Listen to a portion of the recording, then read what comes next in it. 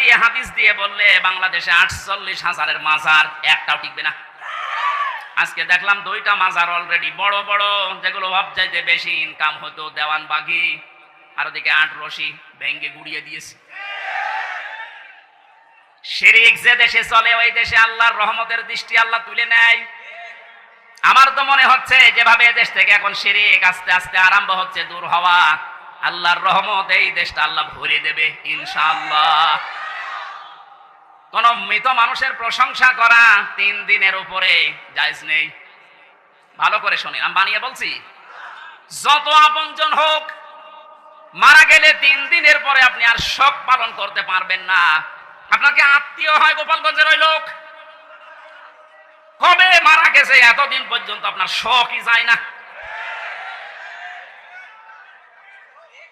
আপনাকে রাগ হয়ে গেল, তাহলে হাদিস